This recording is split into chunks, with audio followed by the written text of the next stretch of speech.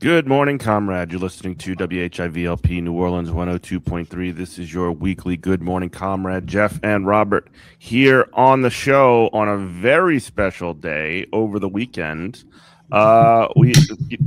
He was taken too soon, gone before he could really see the end of the absolute destruction of Palestinians. I guess he wanted to see the whole genocide play out. But poor Lindsey Graham is just going to have to look up from hell and see it happen that way. So, pack watch. We're smoking that Lindsey Graham pack. How you feeling, Robert?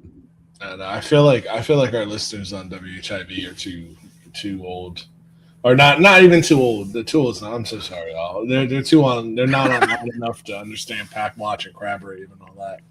We are definitely the outliers that we understand smoking on that pack, and we're middle-aged men. But how we got to have a special election to replace the senator from Haifa. Israel lost, a great representative.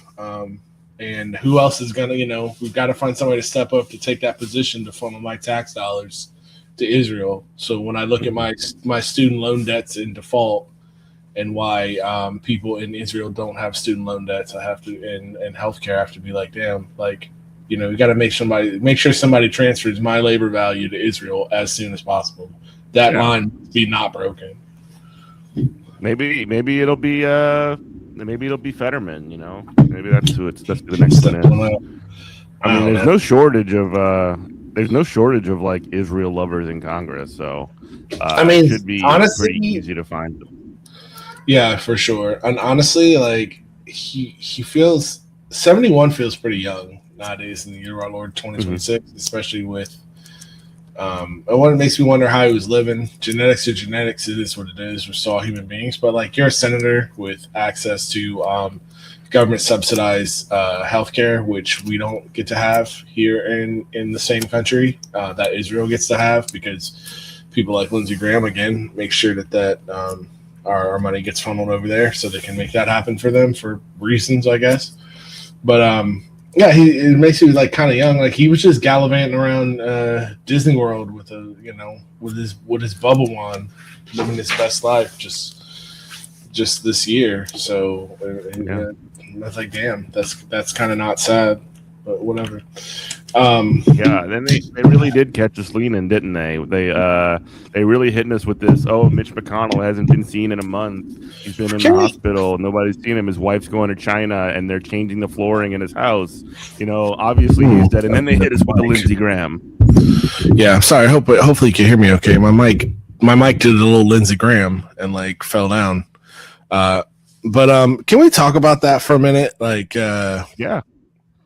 The Mitch, how crazy, Mitch McConnell, he's obviously dead, and how we don't want to talk about it. It's we're old enough. To talk about it. Not in the mainstream press and whatnot, and it just feels like when we're old enough to remember, the guy, if you're older than, or you're younger than a millennial, you really don't have a reference for this. You didn't live through it. Maybe you can read about it in a book or whatever.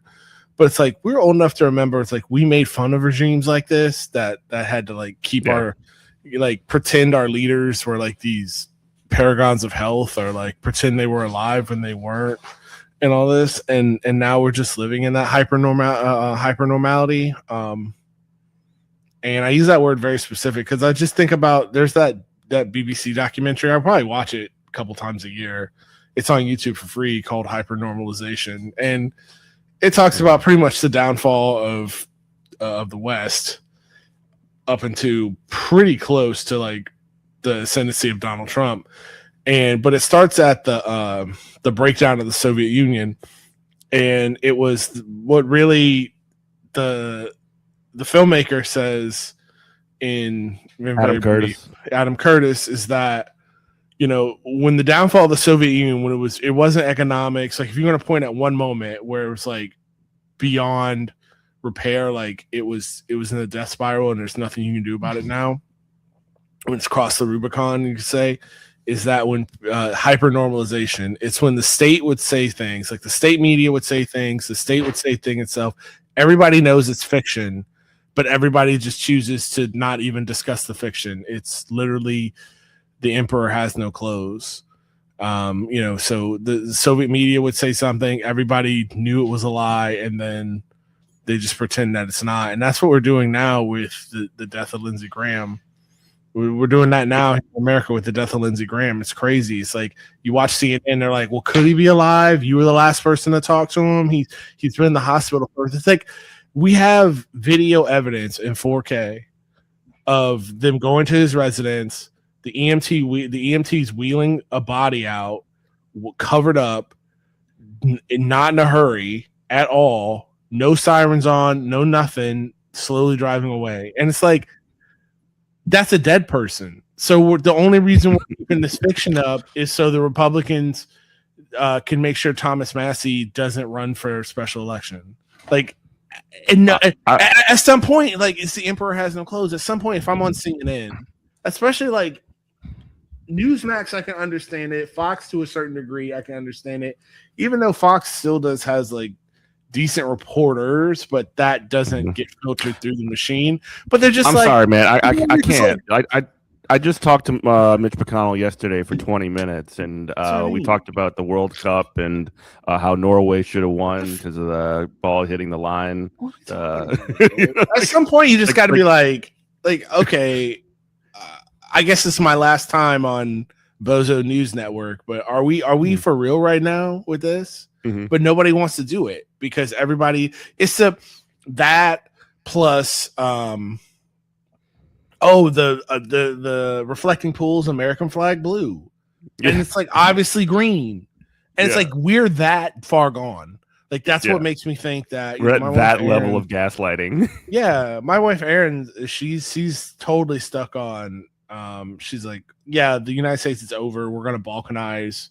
We're just gonna have like not a civil war, but we're just slow. Like states are gonna slowly start seceding, and it sounds crazy, but look at where we're at. Like we can't even say something that is obviously green is blue. We can't say a man who's obviously dead is dead. Like that's where we are now. And you expect, like, I don't understand why these kids can't read or want to be streamers. It's like, what do you expect them to do when you have adults up here playing fiction, playing games? Gen Zers are truly like we say it all the time, like millennials and Gen Xers, like we're at least sold a world somewhat credibly, that was feasibly hopeful, right? And it was like the world, like you go to college, the myth was actually like so powerful that so many people got into so much college debt and couldn't get a job after the financial crisis, and then the economy tanked, and now everybody's just up to their ears in debt and underemployed. But like Gen Zers have never experienced that. They've never experienced true hope, or not in any kind of a way that they had. I mean, they basically woke up in the apocalypse. They woke up in the cyberpunk world. They were born in Blade Runner post-apocalyptic like landscape, and what are they supposed to do? They're going to exist in that world, and they're going to laugh about it, and maybe they'll do something to make it better at some point. But like the way that Gen Zers are going to engage with this kind of stuff is going to be like cynical, because there's no positive that they've ever experienced in their life, or there's no hope that they've ever truly had outside of like personal stuff. It's a total atomization. I would push back on you on that. The only thing, I don't think that people who Gen Zers, Gen Alphas, anybody past our age, anybody that's not anybody that's millennial or younger, or the next year, whatever, what I'm trying to say. But I don't think they're cynical at all. I think they're dealing. I think they have clarity, and the idea that we're the ones who are cynical, still trying to, well, not millennials. We're the first generation that we understand. That's like, oh, we got rug pulled. We're the ones that got social rug pulled. exactly. That social contract was broken. Our parents might not. I was just having this conversation. Our parents might have not have known exactly what to do, but they were like, go to college, go to college, go to trade school, get a decent job, and you'll be fine. And, the job I have right now is that I should be in one generation ago, I should be able to, my wife shouldn't have to work. We should have 2 kids. And I should be able to put them both through college comfortably, own a house, own 2 cars paid off, and go on a vacation every year, a 2-week vacation. And like, the conservative 1950s ideal of America. And without two incomes, I could barely make rent. So it's like, right. What are we talking about? Like, but these kids, they understand it completely. They have there's no, you can't BS them. Yeah, there's no contradiction, or there's nothing to lie to, like, try to tell them in these schools, be like, oh, you got to do this or you got to do that. It's like, for what? Like, that's obviously not going to work. And so you ask a kid what they want to do who's in high school, they're like, either I want to try to play pro sports, or I want to be a streamer, or they're like, I want to buy the right cryptocurrency. And everybody's like, oh, that's ridiculous. Is it though? Is it ridiculous? Because you have to have a moonshot. You have to be like, well, let me see if I can get a lottery ticket so I can break free from, late stage capitalism. Because the way I want to win like $1 million on a Mr. Beast video. That's my hopes and dreams. That's their hopes and dreams, and they're not wrong. They're 100% correct. It's like, what is the world? What are they supposed to do? Just go into massive amounts of college debt, get that good job, just to have 5 roommates and be broke for the rest of their life? Like, that's. Like, I'm 44 years old, and I've got multiple moonshots that I'm working on right now, hoping one of them hit, because that's the only hope. Like, it's clarity. Like, that's clarity. That's not. And we even saw that, like, if you remember, like, even during COVID, when they had the GameStop thing and all that other crazy stuff. Yes. Remember? That was like when, I mean, it wasn't the first time that it ever happened, but it was like the first time it really kind of broke through to the mainstream, where you're like, oh yeah, us, diamond hands to the moon. We're gonna get GameStop, to the moon. And just like just to put a specific point on the rug pull, like I would say even like younger millennials and even some of the Gen Zers, like the older Gen Zers, when I was a school teacher, like everything was STEM, everything was learn to code. And then all of a sudden, that was just 10 years ago, and then bang, AI comes along, and oh yeah, we don't need you coding no more. You're out. Yeah, everything that you just spent your entire time in school learning how to do is useless now. Get out of here. Yeah, it's like, no, 100%. And that was 10 years ago. Like, I was trying to, learn to write JavaScript, and then thank God I didn't invest a bunch of time in it, because it's just not needed. Now I sit here at my desk and at home and at work, and I have Claude like writing me programs. And these things are great, but these things should be liberating us from capitalism instead of enslaving it to us. And if you think I think this is something that'll hit our WHIV listeners. Do you think I'm correct? Do you think I'm wrong? Do you think I'm crazy? Well, you know what? Capitalism doesn't think I'm crazy, because everything in our economy is moonshot. Everything is gamble, everything casino, everything prediction markets. What do you say? Robin Hood. Let's get, people invest in their little money that they earn working at their wage cave. Poly market. Into Robin Hood, trying to find the one stock or the one cryptocurrency that's going to take off. Everything DraftKings, everything gamble, because it's all just work your job. It's turned into the like almost drug dealer economy, but with worse economics. And what I mean by that, one of my favorite rappers of all time, Project Pat, he'll tell you a story about, he in Memphis, he says, I got one square legit job in my life, and that job was at Whataburger. I worked at Whataburger for 2 weeks, long enough to get my first paycheck. As soon as they put that paycheck in my hand, I quit immediately, and I went and bought cocaine to turn it into crack to sell it. And it was like that's a smart business decision for him. And it's like, you can't look at that. When you look at that at cold reality, it's like, yeah, that was a smart business decision. And on top of that, he diversified by keeping his like rap dream alive, and he used that crack money to fund his rap career. I was like, anybody else, this person would be on CNBC Business, you know. But it's just like, we don't, that economy, we don't want to, we don't want to acknowledge. But it's the same thing. It's like, you know, work your terrible job. You know, maybe you can do some kind of a startup. You can beg for Y Combinator money, get angel invested, and maybe you can make it out of the rat race selling something. It's no different. And anybody who says otherwise is living in a cartoon world. Yeah. And this is the world that we've set up for kids. And it's why people our age do not have children, because when I'm supposed to look a child in the eye and tell them, well, if you just go out there and give it your best, that's a lie. That's a scam we were sold. You got to help them with their hustle. I'll get them to help you with yours. Exactly. You know, I did want to like circle back to the gambling thing too, because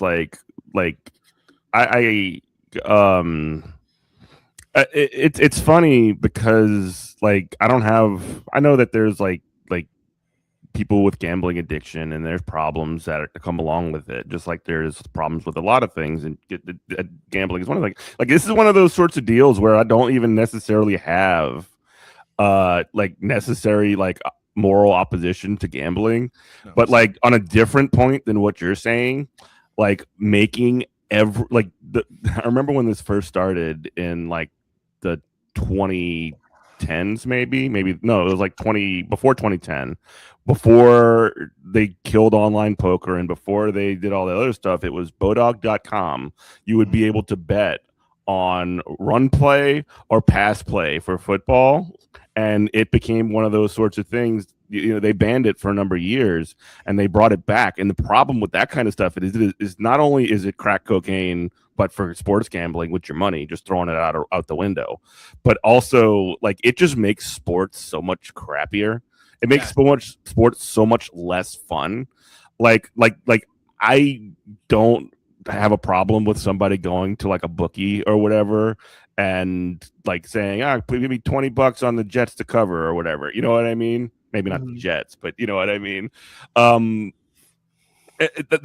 fun. But like having this like unlimited access to gambling in this way and having it be sort of like I like the fact that gambling was kind of scummy back in the day. It wasn't sort of like it was like, oh yeah, you can do that either in like Atlantic City, you can do it in Vegas, or you just got to find a bookie that's not going to get caught by the cops. You know what I mean? No, 100%. But the issue is like, I vote in every stupid election, and I voted for every reform, every kind of anything that's ever been on the ballot. I just show up to vote. That's the one vote I wish I could get back, because I could not foresee. I was the main person. I could not foresee the demon that would unleash to be able to legalize gambling across the country. And it's not even gambling. I mean, gambling is the driver and the engine that ruins people's lives, but it's late stage capitalism at the end of the day. It's what I'm saying is that people got to start swinging for the fences. It's got to start swinging for the fences. So the whole thing becomes, I've got to hit my 30-way parlay, or I'm never gonna get out of student loan debt. Yeah, that's where we're at now. And because the idea of disposable income is gone now too. These companies understand that, these casino companies understand that. Donald Trump understands that. That's why he sold his supporters a scam. I want to use another word, but I can't for WHIV, but a cryptocurrency. Like he understands. And not only that, paid the UFC. Not only that, paid the UFC fighters that at the White House lawn in that crypto. Right. No, Kurt, that's crazy. I didn't. But yeah, I found out about that. That's crazy. But it does. If you care about such thing as sports, which I don't even think you should care about, but it's to say it's entertainment. Like I watch. It's like religion. It's something that it's something to do. Like, it literally does make it worse because now. It brings every outcome into question. Legitimacy is in question. Yeah, not every single time, and it pervades everything. Like the fact that, like, oh yeah, you can watch a WWE pay-per-view match. Like literally, you paid for this wrestling match or whatever. Yeah. Not even a real sport. Knock on wood. Like don't come at me, kayfabe people. But like then you'll have like, oh yeah, DraftKings on the wrestling show. It's like, what the hell? But yeah, it's awful, and it's where we live, and it's because what's happening here is it's not that going back into the technology / proliferates everything, AI, whatever. It's not that the technology is moving too fast. It's moving at a speed that it's just on a collision course with capitalism, and then also capitalism. It's not only on a collision course with late stage capitalism. It is the engineer of the train is late stage capitalism. So until we have to fix capitalism before. I mean, when I say fix it, I mean destroy it. Before these technologies, because it should be fine. We should live in a world, and I'm being dead serious about this, to where like you should be able to just pull out your phone and put a sawbuck, $100, $20. I'm not comfortable making a sports bet more than $30-$40 when I do, and I haven't put one down in years. Like DraftKings has not been on my phone in years. I live probably 10 blocks from Caesars.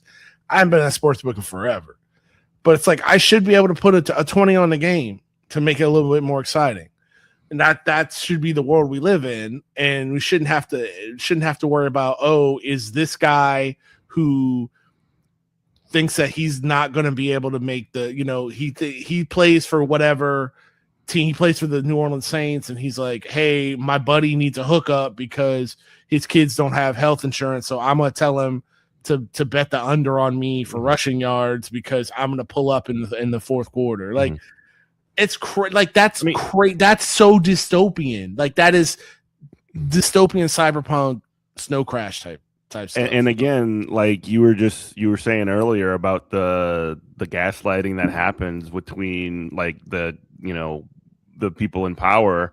There was a leaked text message or like Twitter message that went from I think it was Donald Trump Jr. to Daniel Cormier, one of the commentators, Louisiana native, and also a bum. Louisiana native and a scary bum now, being like, yeah, but go tell the story. I'm sorry. No, so there was somebody, I think it was Cormier himself actually, that leaked that it was Donald Trump Jr. was asking him like, hey, what do you know about this fight? Who's going to win? Is anybody injured? Et cetera, et cetera. And like Daniel Cormier replies is like, what are you talking about? I don't want to, like, he was actually seemingly like keeping up the kayfabe at the very least, or being like legitimately baffled by the fact that like Donald Trump Jr. would say, be asking for insider information so he can gamble, and he didn't hide the fact that he wanted this insider information for gambling. And Cormier like leaked this text message out, and like deleted it, and then denied it that it ever happened because somebody from the White House or It's like, bro, you're not dealing even. I'm being 100% serious here. You're not dealing with Netanyahu. Like, no. You're not dealing with the 3,200 unit out of Israel or Mossad. Like, you're talking about Donald Trump and his allegedly cocaine addicted family. Like, they don't have hitters like that. Well, I mean, the worst thing that's going to happen to you, you're going to like you think like even a MAGA guy is not going to like pull up on you. They're just not built like that. They're not the kind not of on Daniel Cormier. Daniel Cormier will destroy them. Well, I'm not even talking about in a fight. I'm talking about in a Charlie Kirk type situation. Like, let's be for real. The kind of guy who's watching UFC, who's really invested in the UFC at the White House, watching that, and knows who Daniel Cormier is and is MAGA. That's a petite bourgeoisie. That's a guy who owns like a plumbing company. Like, that's a small business tyrant. He's not trying to go to prison for the rest of his life. Like, what are you afraid of with Donald Trump? Like, you afraid that the Donald Trump kids they don't have motion like that. They just don't. They don't have hitters. They don't have shooters. They're a joke. They're not coming after you. What do you think's gonna happen? That whatchamacallits, the UFC is gonna be mad at you. Okay. Yeah. The media cycle moves way too fast. Think about the things that Joe Rogan's just a commentator like you are. The things that Joe Rogan has said about Donald Trump and taken back and da. It's like they go back and forth, wherever the wind blows. It's like that Daniel Cormier thing made me mad. I'm like, you was a sucker, bro. You posted that. He's like, oh, I didn't, man. You was a sucker. Oh, the hater, and he tried to do like the haters are coming for me thing. Like he tried to do like it was direct like BS gaslighting. It was crazy. It was one of those things where I don't know. They can't pull off a fireworks show. Yeah. And they can't, and you afraid of them? Like, that's the one thing, like, man, that's another thing, like, in my little circles we talk about all the time. It's like either the CIA is falling off so hard and it's like the sign of the dying empire, or like we never had motion like that and we just all kind of got suckered into like, oh, the American government will get you. It's like, really though? I don't know. But like, man, I think it's more of the sign of a dying empire that like, people can just. Obama used to drone strike American citizens in other countries. We don't even do that anymore. Like, we don't have it like that. We just don't. Now we're like, we got that dog in them. Yeah, we got limited, interceptor reserves, and we're starting back up the war in Iran, and we give all of our weapons to Israel, and they do all the dirty work. Exactly. Now Mossad, Unit 3200 or whatever, yeah, that's real. Like, they'll come on American soil and get you. Like, that's not a joke. Like, they've been bragging about that since the end of World War II, since the 50s. Be like, if you're an enemy of Israel, we will come find you wherever you are. They whacked one of their own prime ministers. Yes, absolutely. Which is funny because I used to think this is how as a kid learning history about like Munich and stuff like, and like them going to kill Nazis like in South America, I was like, man, that's pretty hardcore. Like, they really mean never again. Like, I'm like, cool, kill them, whatever, man. But that's some brainwashing. I had to, because now I sit there and I think about this stuff, or I'll see something. I'm like, I'll see something about Munich, and I'll see something about like, oh, the Mossad, went to Argentina and like killed a Nazi. I'm like, I don't think it should be able to do that. Like, that seems crazy. That seems like, by the world community, whatever you want to call it, like the international community, just allowing and just turning a blind eye to that kind of stuff. I'm like, yeah, you kind of open up the gates of hell. Like, you can't, maybe government shouldn't be like just doing extrajudicial killings all over the world in sovereign countries. Like, yeah, that's bad, because when you let them get away with that, now you've got stuff like Ro Khanna. Ro Khanna's in Palestine, in the West Bank, getting arrested by the IDF, and then by getting assaulted by insane, illegal West Bank settlers, and then the IDF shows up. They take the settlers' side, and it's like they will kill an American. Like, it has nothing to do with even Ro Khanna. Not just an American, a congressman. Yeah, Congress. They don't care. It's Jim Jones over there. They do not care. Like, it has, because you can be like, oh, well, of course they're going to do Ro Khanna like that because he's not white. Nah, bro, it doesn't matter. Why? Like, there was that report by Jasper Nathaniel. He talked about this. He wrote about this on his Instagram. I know he wrote about it probably on his Substack, and he talked about it on the Majority Report of a time where he was out like at the settlements, and I don't know, he did something to tick him off, and they just started coming for him, like descending on him from like The Walking Dead. You remember that? Did you see that? I do. I remember them yelling at whatever, Israel's favorite Fox reporter, because he got too close to an Iranian impact area. Yeah, they were like, whoa, like they were about to, and he was like, whoa. It's like, aren't I? He's like, no, they will turn on you in a heartbeat. Like, it really is Zionist supremacy over there. Like they think that the Zionists think that America is in service. Its only objective is our only purpose is to be in service to Israel, which is crazy. Like, and we just let it happen. That's how soft and weak we are. And again, that's going back to if we're talking about Israel, all together. I know we flip flop on a bunch of topics, but it's like we have trained this monster how to act. We should never, it's like The Godfather when Michael was getting ready to go kill Salazzo and that cop, and not Barzani, I can't think of his name. He goes, when Hitler took Munich or whatever, should have never let him get away with that. And it was the same thing with the Egyptian Israel war, when Egypt told Henry Kissinger, like, we will nuke people. We have nukes, and we will let them fly if you don't rearm us right now. And he told Nixon, anything could happen. I can't tell you what these guys would do or not do.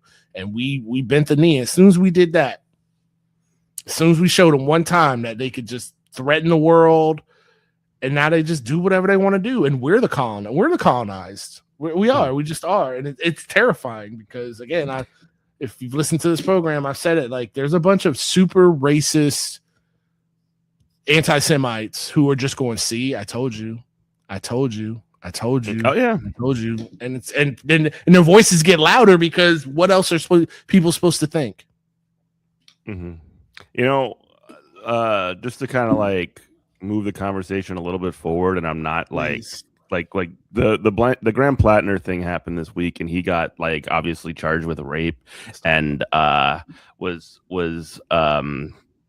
asked to, basically he said he was going to step down from the race for Senate. And I do think that just thinking about that and how that's Maine, which is Tucker Carlson backyard, when he's already doing like Platner was doing the anti-Israel lane as his policy, and I'm not defending him as a person or whatever, and anything that he said is not necessarily credible because he lied so much, but he was definitely holding down the anti-Israel lane, and that's what Tucker Carlson's doing. And I really do kind of see an opportunity for him, if you're evil, and somebody like Tucker Carlson to find a way to slide in because of what you described is this just incredible zealous pro-Israel business. And you had this guy who he won the primary by 70% just a couple of months ago, and now those people are all mad because they're going to have this sense about them that the establishment took this guy out. And it's, if you're not watching it all the time, it's kind of difficult to make the argument that they're not, because they definitely are coming for him, and they're trying to put that same stank on people who are absolutely not in that same, they're trying to say that, trying to put Abdul Al-Sayed in Michigan is also just terrible with women, and just trying to put, trying to take the platform that Platner was running on and just saying, well, I guess every dude who believes that you should have health care is terrible with women, and every person that's critical of Israel is secretly a rapist or something. And I think that one of the things that people who are, I think to some degree, rightfully sort of saying we should have watched these red flags and all this other stuff, are kind of missing in that whole thing is that, there's also you can have your moment, you can say you're right, but also you need to make sure that you're recognizing that the establishment is going to try and use that and even the right wing, like even like Fox News, who supports Trump and who supported like Kavanaugh and stuff, like other literal rapists, are just like trying to be like, you see how much the left loves to defend sexual abusers. You know, I love it when the right gets woke, and I think that like, boom, cast him to blast him into outer space, shoot him into the sun, whatever it is, get rid of him. But like, we need to stay focused on the project. And I want to be like before, because that is something I think we should talk about as leftists. I talked about a lot in our sister show online, This Space, is that everything you're saying about Graham Platner is correct, but here's the thing. Did you watch? Have you been watching the World Cup at all? Yeah. All right. So here's my bro, theory, not theory, but just like analysis on Graham Platner, sports bro. So we're talking about sports. So the Egypt, Argentine.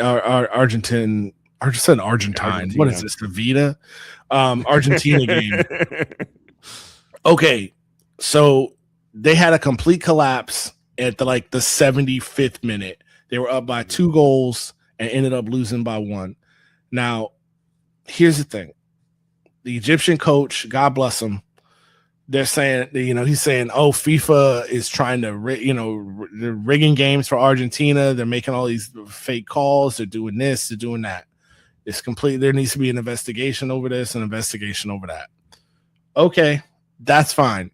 If you want to sit here and tell me with evidence or without evidence, you could have a binder full of evidence about how what you're saying is true. They want to rig the game for Argentina. They want to rig the whole World Cup for Argentina. This would be they want Argentine World Cup victory to be the capstone on Messi's career. Fantastic. Okay, that's all. Yeah, second one. That's all true. 100% true. But if you know all that, then why take the field? Because you have 2 choices.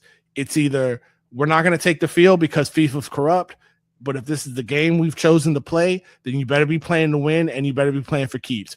As much as they cheated, angle shoot, called back, fake calls, whatever, the referees did not take 3 soccer balls, take them to your goal and place them in and call them goals. Y'all let them in the net.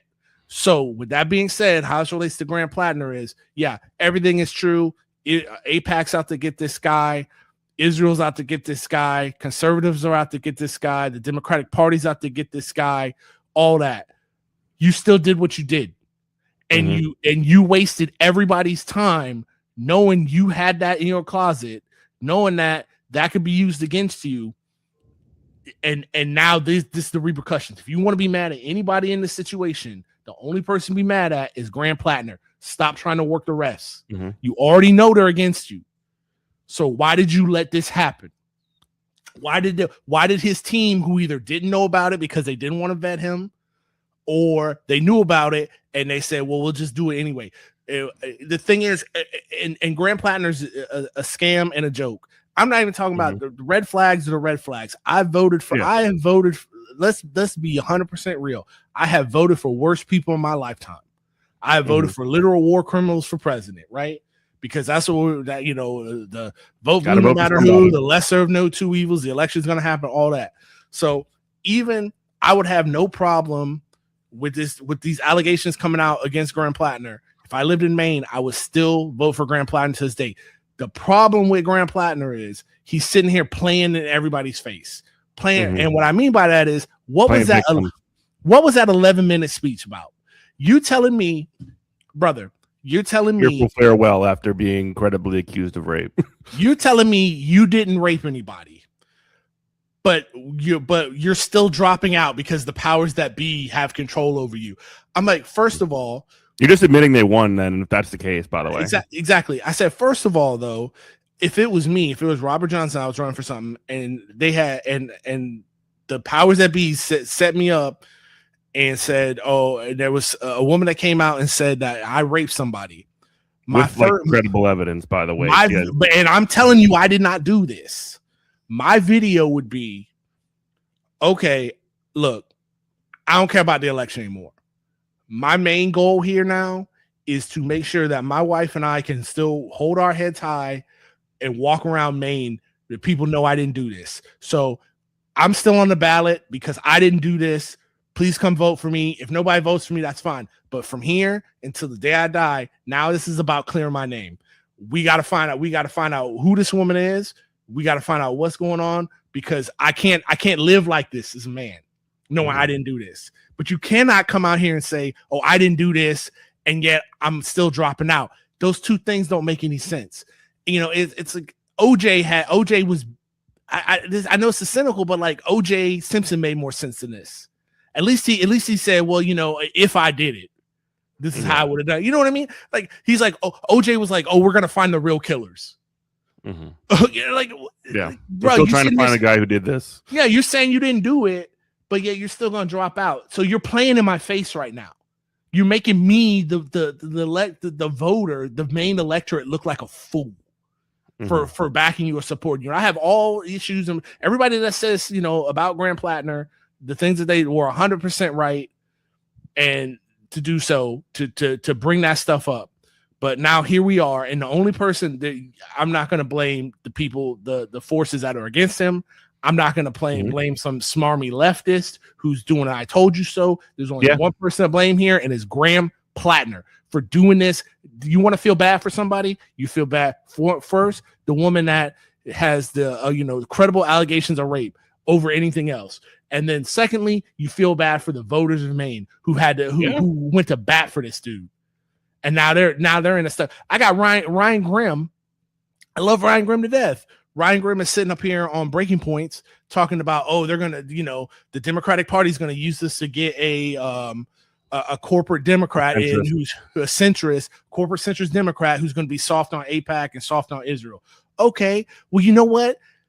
Maybe don't put a guy who's got credible allegations of rape and then refuses to fight them. America loves a story like this. America loves a guy who's a fighter, a guy who's like a redemption story. So if you didn't do this would be the easiest race to keep running and win. He can even run denial at this point and just keep going. But he can't anymore. He can't no more. Yeah, he can't do that. And I'm like, no, this guy is a complete scumbag who screwed over the electorate of Maine, and there's nobody to blame but him. And it makes me sick. Like, I think it should just. I don't say the conversation should end there. We have to figure out but like, I don't want to see.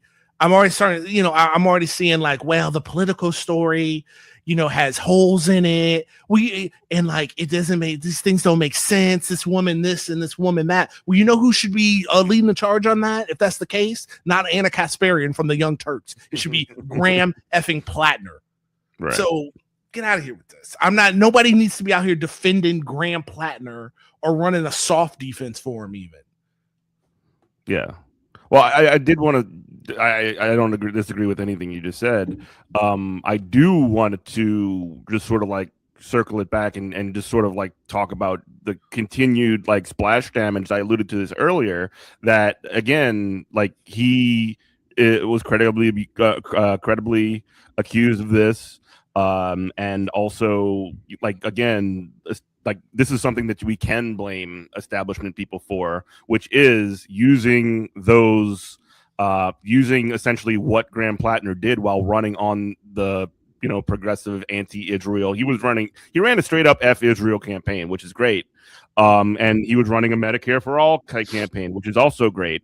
And now you got Neera Tanden essentially trying to put, like I think I might have said this before, that sexual assaulters stink on people who are absolutely not sexual assaulters, but trying to do a guilt by association on people like Abdul Al-Sayed in Michigan, which is just like that's just a part of the mess that we need to clean up because of this guy, it's just like one of these things where people can have their moments where we talk constantly. It should be an ongoing project all the time to talk about we need to make our society and the places that we organize better for everybody, less sexual assault in any kind of space, please. political spaces or anything. But like also at the same time, like we can't be eating each other, and we can't be talking about like, well, I question Emma Vigeland from the Majority Report because she like didn't notice the red flags or something like that. You know what I mean? Like well, it's one of those sorts of things. we and I see what you're saying. It's just about having honest conversations. We got to line back up. We got to line back up because we still want to fight. Line back up, but also you have to have honest conversations that you have to not be afraid of getting your fifis hurt, because there's no light without heat. And just to give you like,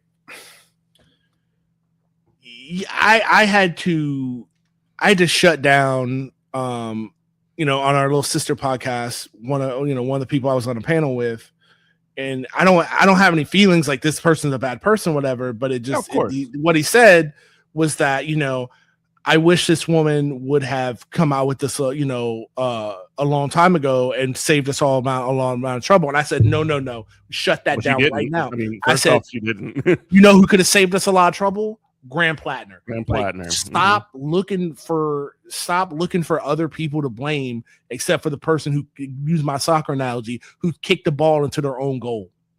Like there's no other blame to go around here. I don't want to stop trying to be like, well, this and that, and should stop trying to work the refs. There's one person, Graham Platner, knew about this going in. Either his team knew or they didn't know and they didn't vet him enough, and he decided to waste everybody's time. He decided to try to win by any means necessary just because he wanted to be a state senator. He thought he could run for something and win. And he was right. He could have, if he would have told the truth in the beginning of all this, and either got this out in the open so he couldn't be attacked with it, or not run at all.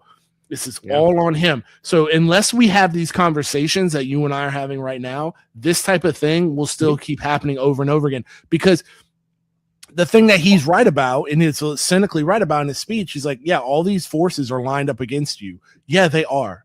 They are completely lined up against you, and they're coming for you. So if you want to dance in this dance, you knew that was going to happen, and you didn't prepare for it. I'm sorry. Like you can't, there's nobody else to blame here. So it's like, was it the wrong? Also, thank God this guy, real quick, thank God this guy, the thing that if you really want to like a unifying thing between the left and get us all back in the line, this guy wasn't one of us. He ran from the idea of being called a socialist. He ran from the idea of being called a communist. He ran not DSA endorsed. He ran from all these labels that our show is called Good Morning Comrade. I'm not afraid to be called a socialist. This is 2026. This is not 1946. I'm not afraid of that. He's still afraid of that. Thank God he's not one of us. We were disconnected from the start. Easier to catch him out. The amount of trash I've talked on this show on AOC,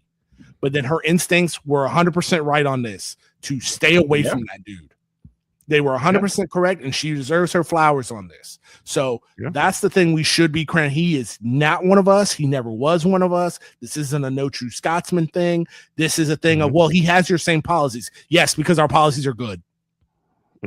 Israel's not a good country. It's a genocidal ethno state, but they also have free health. They also have Medicare for all and government paid for college. These are just good policies. And you don't have to be a good person. I do want to be. Go ahead. I do want to be like, I want to agree with you and say that, like, people who were like right about this, like, I'm not trying to say like, oh, like I'm mad at them or anything like that. I'm saying you can have your moment, but we need to get back in line. We need to line back up, and we need to keep rolling. Like Chris Rabb, they had a comment that he made after he was elected, or like right before Platner had the primary or whatever, where he was just like, I don't know about this Platner guy. He said some stuff that was absolutely true. That like if it was him that had like the kind of allegations that had been against Platner at the same time, he would not, Rabb himself, who's a black man, would not have been able to get away with it, which is absolutely true. I think that I mean, it's something that's true, but also I don't think it's like necessarily always helpful to point that out. But regardless, he was right to just sort of stay out of it and be critical of Platner. But like, again, I do 100% agree with that sentiment that like Rab couldn't get away with that. Zoran, if he wasn't a Boy No, Scout, couldn't absolutely get not. away with that. If Abdul Al-Sayed, if he wasn't a Boy Scout, couldn't get away with it. I just like when it comes to that kind of stuff, one of the things that kind of makes me crazy is the assumption is that like people that are benefiting from these things, which they absolutely shouldn't, like they didn't create the structures either. They just ride the structures. Yeah. You know what I'm saying? I do. My and it's not devil's advocate, but it's not even a pushback. It's just a small tweak, I would say, is that a lot of the people we're talking about, like an FD signifier. Okay, we're getting very outline here, but let's just say the black people of color leftists, right? People are talking about white leftists right now, right? And if you want to sit here as a person of color and say I don't trust white men, and I'm like, all right, cool. If you want to sit here as a femme presenting person or a woman and say I don't trust men at all, I'd be like, cool. That's that. I'm like, I don't feel any kind of way about that, and I completely understand. I personally, and it's not even your job to try to like bring these people, you know, into line in the fold. It's my job as like a cishet guy, straight man, to police this nonsense. But here's the thing that was saying all that, and I 100% agree. The people on our quote unquote team, leftists, who live in New Orleans, Louisiana, or Austin, Texas, or New York City, New York, or I don't know, some Seattle, Washington. They need to understand that America is a huge geographical country with many different cultures, and leftism, leftist policies in the face of is going to look very different from Portland, Oregon to Portland, Maine. And you're just some stuff you're just going to have to like, if it doesn't hit your red lines of just like, no, you can't, obviously you can't be racist, sexist, homophobic, you know, that kind of stuff. You're just going to have to like understand that people in Portland, Maine are just going to live differently than you. And that's it. But as long as we have the same core policies, we're fine.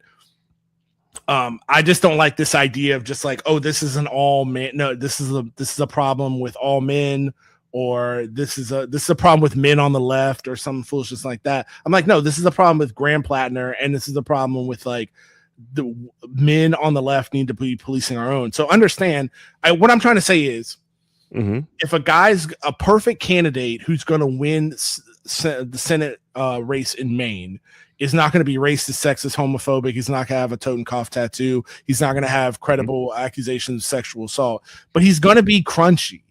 Like he's going to be like an oyster farmer. He's going to own firearms. Like he's going to drive. He might be a vet. Yeah, he might be a vet. Like you're just going to have to be okay with that. It's like, it's just going to look different. Like even in our like socialism, like, if we get to what we want here in America, is going to look different than whatever's in your head. It's not going to be gay space communism as much as like I would love that. It's going to be freedom share. You understand? It's still going to be corn dogs and hot dogs. Like I do want to push on the vet thing too. Like when like a lot of people, when they saw that this had come out, like they would just basically say like, oh wow, we're drawing the line at rape but not at baby murdering or something like that. And it's just like what are you doing? What are you're falling into the same right-wing trap that was laid for our parents after Vietnam. Yeah You're falling into the same trap to where it's like, yeah, you're gonna have the American war machine has abused these people, and then they're gonna come home from these things and be like, I want to do something with my life, and be like, oh no, we don't want you. Okay, well I guess I'll just go be right wing then. Yeah, you know, my problem with Graham Platner, and I try to like get my own biases out of it as somebody who's like also a Marine Corps veteran. I appreciate your perspective on all this stuff. But I would like to think, even if I could separate myself from being a Marine Corps veteran, like my problem with Graham Platner was not the Marine Corps, obviously, because like somebody said, like, why would somebody do that? I'm like, I don't know. You're an 18-year-old man with no prospects, besides living and dying in your hometown, penniless. Being a contract killer for the state sounds pretty good. Like. It sounds like a pretty good deal. Familiar. World, yeah. And it's like, it feels like a promotion. Exactly. But my problem with Graham Platner was, again, why his story never made any sense from the beginning. You're telling me how horrible the Afghanistan war was, and all these horrors that you went through, and you thought it was so bad that you decided to become a mercenary when you got out. That makes no sense. Like, you were playing in our face the whole time. Now, that was my whole thing. But yeah, you're 100% right. Anybody who's just like, you don't have to associate like these there's a whole thing of just like, oh God, what's it called? About face, which is like anti-war vets. I'm not saying like if you were a crunchy granola peacenik and you don't want to like associate with that, like you don't have to, but then understand like these people want the same things you want, and don't fall into the same trap that our parents fell into with these vets returning from the Vietnam War that said, so the government was able to use anti veteran Poverty sentiment. And no. What I'm saying is the right-wing establishment here in America was able to use anti-veteran sentiment to bang the drums of war. Support the troops. You got to support the troops for like 2 generations now. And we're finally just starting to break free of that. They were able to use that as a cudgel to slam the left over the head with. And you've got all these vets who had nowhere to go. So they just they became your Fox News boomer parents and grandparents. So it's like, is that what you want? You want another generation like that? I say no. Like, you have to bring these people in who are not scumbags into your tent. Right. Like, you have to.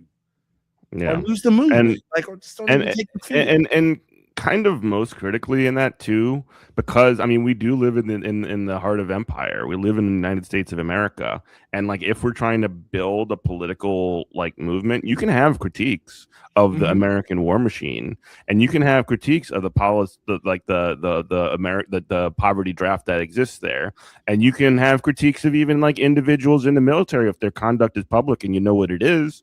A lot of people were like making assumptions about what he had done there, but like what you can't do is be annoying. What you can't do is be weird. What you can't do is when a normal person looks at what you're doing, they're like, that person's a freak. I'm never going to support the political project that they're associated with. Because what you're going to do is not only are you going to make yourself look like a weirdo, you're going to make everybody that supports Medicare for all, or everybody that supports or that is critical of Israel or critical of war in general, they're going to think about you. They're going to think about you, and they're going to be like, nah, whatever. All that stuff's not for me. That's it. That's 100%. And I would say, like, go. I don't know if this is too high. If you're a person our age or younger listening to this, and it's too heavy for you, like you're not quite getting it, go watch Rambo. Like, that's exactly what the movie's about.